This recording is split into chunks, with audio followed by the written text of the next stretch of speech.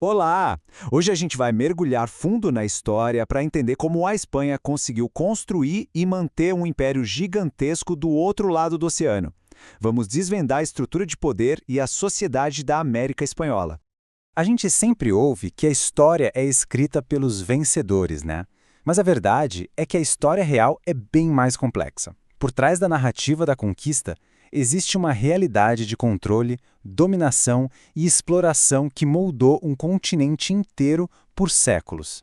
Então fica a pergunta: como é que um reino consegue governar um império gigantesco e cheio de riquezas, estando a um oceano de distância?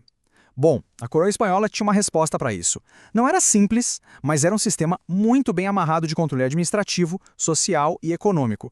Tudo projetado para extrair o máximo de riqueza e manter o poder absoluto. Certo. Vamos começar a montar esse quebra-cabeça. A primeira peça foi criar uma burocracia super rígida, toda controlada lá da Espanha. A ideia era clara: não dar nenhuma margem para autonomia ou qualquer tipo de deslealdade nas colônias. E para fazer isso, eles criaram duas instituições-chave. A primeira, de 1503, era a Casa de Contratação. Pensa nela como o grande cofre do império. A missão era puramente econômica, garantir que todo o ouro, toda a prata, chegasse direitinho à Espanha, sem desvios. Mas dinheiro sem lei não funciona, né? Então, uns 20 anos depois, criaram o Conselho das Índias. Esse era o cérebro político e jurídico de tudo, que criava as leis e nomeava quem iria mandar nas Américas. E na prática, para administrar esse território imenso, o que eles fizeram? Dividiram tudo em vice-reinos. Esse mapa aqui mostra bem a escala da coisa. Começou com a Nova Espanha e o Peru, depois se expandiu. Cada vice-reino era, na verdade, um espelho da própria monarquia espanhola na América. E no topo de cada vice-reino, quem mandava era o vice-rei. Ele era a autoridade máxima, a personificação do poder do rei na colônia. As tarefas dele eram bem claras: garantir que a vontade da coroa fosse lei, desde cobrar impostos até ficar de olho na vida de todo mundo. Mas e o poder local, do dia a dia?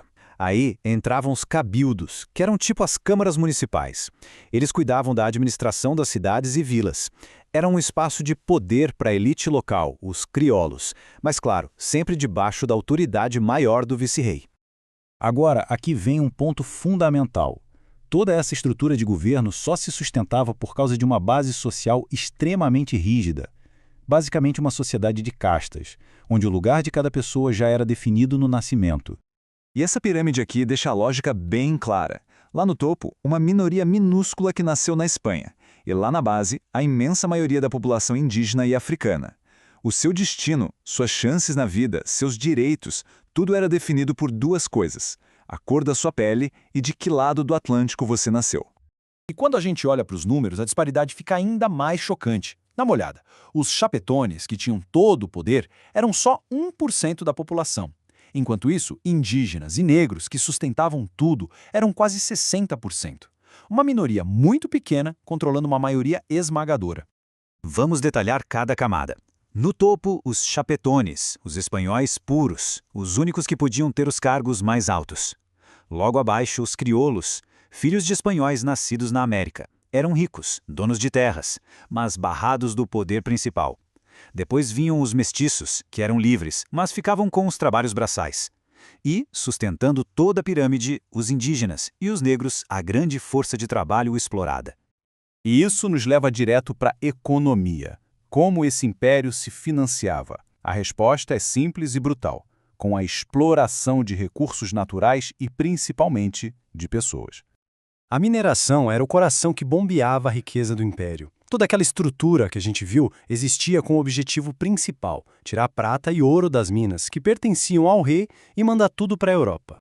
Só que essa riqueza toda tinha um custo humano altíssimo. Ela não foi tirada da terra com tecnologia, mas sim com o suor, o sangue e a vida de milhões de pessoas forçadas a trabalhar em condições terríveis. E os dois principais sistemas de exploração eram a encomienda e o repartimento, que também era chamado de mita. Na encomienda, um colono ganhava o direito de usar o trabalho dos indígenas em troca, supostamente, de ensinar o cristianismo. Com o tempo, isso evoluiu para o repartimento, que era basicamente um imposto pago com trabalho forçado, onde comunidades inteiras eram obrigadas a mandar seus homens para trabalhar nas minas. Então, quando a gente junta todas essas peças, o que a gente vê é uma máquina de controle, poder e exploração que foi projetada para durar muito tempo. É uma estrutura de 3 pilares, percebe? De um lado, o controle político total vindo da Espanha. Do outro, uma sociedade de castas baseada na raça. E como base de tudo, uma economia de exploração movida a trabalho forçado. Um pilar sustentava o outro, e foi isso que manteve o Império de pé por 300 anos. E isso tudo nos deixa com uma pergunta final para a gente pensar. Os impérios caíram, as fronteiras mudaram, mas até que ponto essas estruturas tão profundas de desigualdade e poder, criadas há séculos, ainda hoje moldam as sociedades da América Latina? Pois é, a história, no fim das contas, nunca acaba de verdade. El de Camero.